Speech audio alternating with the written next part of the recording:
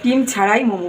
আজ বানাবো চিকেন মোমো, কোনো রকম স্টিম করার ঝামেলা ছাড়াই। আর প্রথমে একটা বড় রুটি বেলে নিয়েছি, একটা চিকেনের পেস্ট, কাঁচা লঙ্কা, ধনেপাতা, কিছুটা রসুন দিয়ে একটা পেস্ট করেছি, আর কিছুটা চিকেন কিমা নিয়েছি, সামান্য লবণ দিয়েছি। এর মধ্যে দিয়ে দেবো লেবুর রস, গ্রেট করা চিজ, গন্ধরাজ লেবুর জেস্ট। দিকে একটা পাত্রে জল ফুটতে দিয়ে দিয়েছি, তার উপরে বেশ খানিকটা লবণ দিয়ে দেবো। চিকেনটা বার করে নিয়েছি, হাড়গুলো জলের মধ্যে দিয়ে দিলাম। টুকরো করা ক্যাপসিকাম রেখেছি, টমেটো দেবো, দুটো কাঁচা লঙ্কা দেবো, টুকরো করা পেঁয়াজ দেবো, একটু আদা আর রসুন দেবো।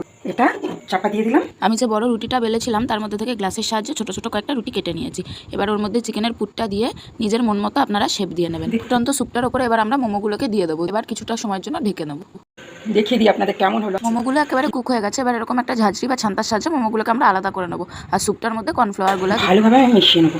আমি কিছুটা ফ্রেশ ধনেপাতা দিয়ে দেবো, গোলমরিচের গুঁড়ো, দুটো গন্ধরাজ লেবুর পাতা, কিউব করে কেটে রাখা বাটার, ঢাকা দিয়ে রেখে দেবো। দেখুন বন্ধুরা, একদম রেডি স্টিম ছাড়াই মোমো।